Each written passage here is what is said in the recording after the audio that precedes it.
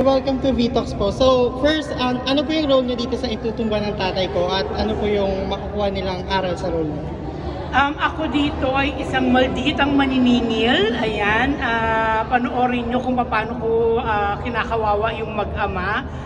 Siguro yung lesson na makukuha nila dito sa role ko, sa character ko dito sa movie na Itutumba Ka ng Tatay Ko, siguro lahat naman tayo dumadanas ng pagkagipit. Siguro libre ang maging mabait, libre ang maging maunawain, libre ang magpasensya. Kaya sana ine-extend natin lagi yun, lalo na sa mga taong alam naman nating medyo kinakapos-kapos.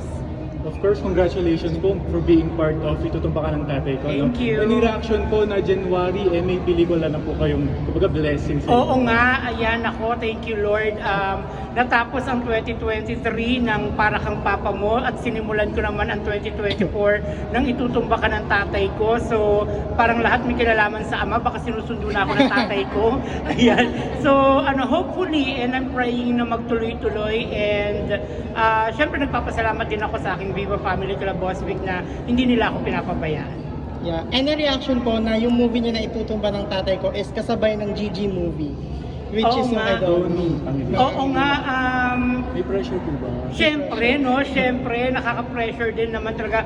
Pero I think maganda yan kasi at least maraming pagpipilian ng mga Pilipino, di ba? Marami silang pagpipilian panoorin. Pero ako, the best advice, siguro panoorin pareho para masaya lang ang buhay, tatawa lang tayo, tatawa ng tatawa, mai-in love, di ba? Mai-inspire, so ganun lang. Any upcoming projects po sa'yo this 2024 after this movie? Upcoming, hopefully Daryl Yap's movie again. So medyo kinakasakasa na rin siya. Sana mapasama. May ano po ba, like, may clue na po ba kung ano yung magiging takbo ng storya? Wala pa. Parang hindi pa tapos kasi yung script, ginagawa pa lang. So hindi ko pa alam kay Direk Daryl. Ako naman umaasa lang na laging kasama sa movie niya. Diba yung part 3 na lang? Ay hindi pa yung part 3 ng meme, hindi pa yan. It's another movie, a rom-com yata, parang gano'n. Any reaction naman po na dinadirect po kayo ni Sir Jano Gibbs, siyempre first directorial debut niya. Ano pong reaction niyo or feeling niyo? First directorial movie ni Jano, pero kasi nagkasama na kami sa movie ng Sanggano, Sanggago, Sanggwapo, Sanggay.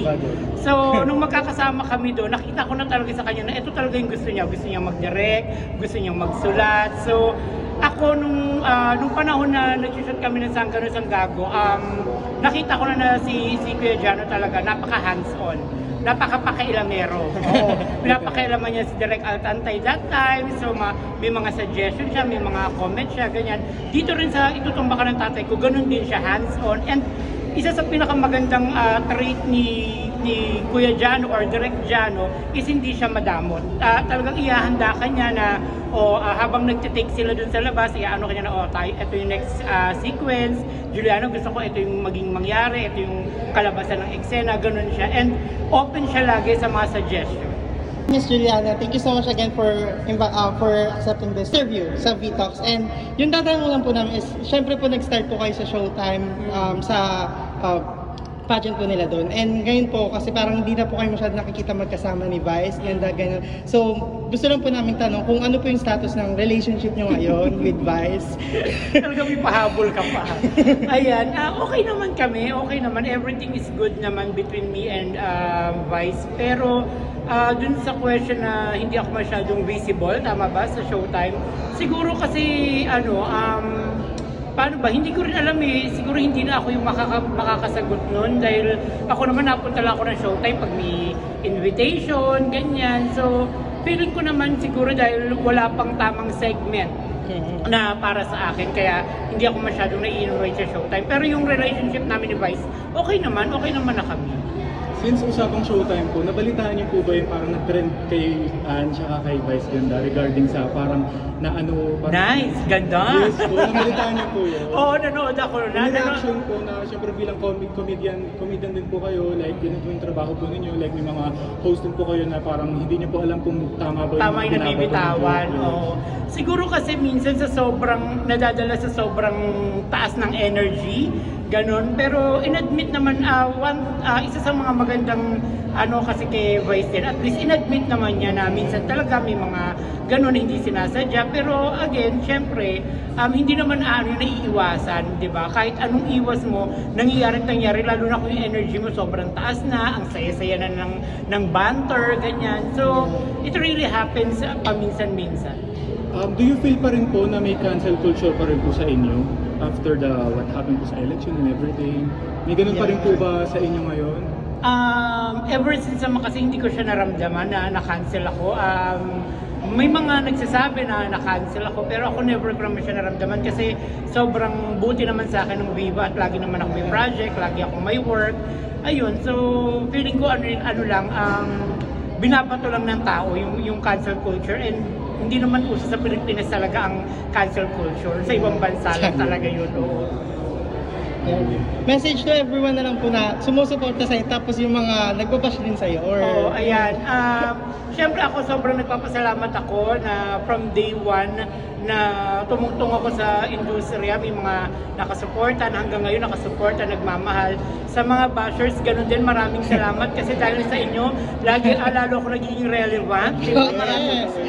Maraming salamat. Kumbaga kung gaano katahimik yung mga supporters ko, kayo ang nagpapaingay sa akin.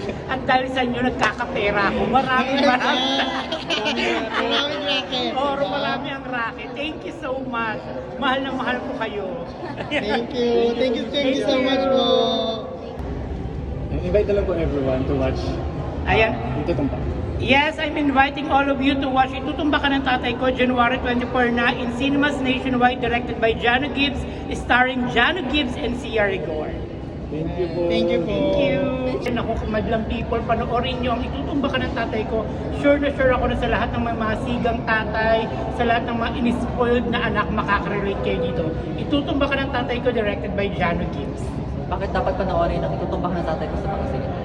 Kailangan panoorin ang Itutumba Ka Ng Tatay Ko. Ayun, tulad nga ng sinabi ko, sobrang makaka-relate yung mga anak na inispoiled ng tatay, yung mga anak na alam nila na wala silang ibang sasandalan kundi yung tatay nila. Kaya napakagandang pelikula, may tawa, may iyak, may comedy, may drama, may action, lahat nandito. And first directorial movie ni Direk Jano Gibbs. Itutumba Ka Ng Tatay Ko now showing in cinemas nationwide na ng Cam Action. Itutumba Ka Ng Tatay Ko now showing in cinemas nationwide. Thank you so much. Thank you. Kailangan medyo may pagka-action. Sana naman pang-leather natin tonight. Okay, there you have it. And let's have one more photo sa gitna ng ating red carpet. Please pose at the center of our red carpet this time.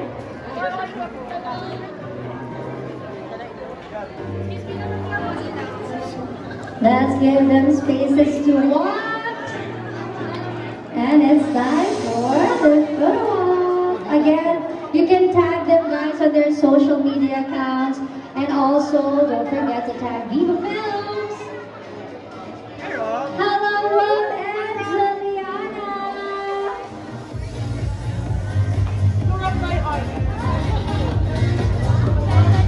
Okay, picture taking down muna. On last 3, 2, 1. Okay. Hello, Rob and Juliana. Okay, hello. Patigin na natin lahat ng kaibigan natin sa SM Mega Mall. Yes, hello, good evening everyone! Good evening everyone! Ayan, maraming salamat po sa lahat ng mga nagpunta dito ngayon para sa Itutumba Ka Ng Tatay Ko. Yes, maraming salamat po sa inyong oras at panahon sa paglalaan para sa Red Carpet Premiere Night ng Itutumba Ka Ng Tatay Ko. Siyempre, maraming salamat po sa suporta niyo. Tiyak na magugustuhan niyo po ang pelikulang ito at sana po kayo din mismo mag-spread ng magandang balita kung gaano kaganda ang unang pelikulang dinirect ni Jano Gibbs. Ayan. Akin nyo naman, gusto namin malaman sino ba kayo dito sa Itutumba Ka Ng Tatay Ko? Ako ang magpapahirap sa buhay ng mag-ama. Nako! Oo. Ako naman, hindi ko kasi pwede sabihin yung character ko dito kasi mai-spoil. Mai-spoil. Kaya dapat abangan po nila kung ano ba ako dito sa buhay ni Direk Jano Gibbs. Actually, mag-jowa kami dito. Kaya pala sabay kayo naglakad. Hindi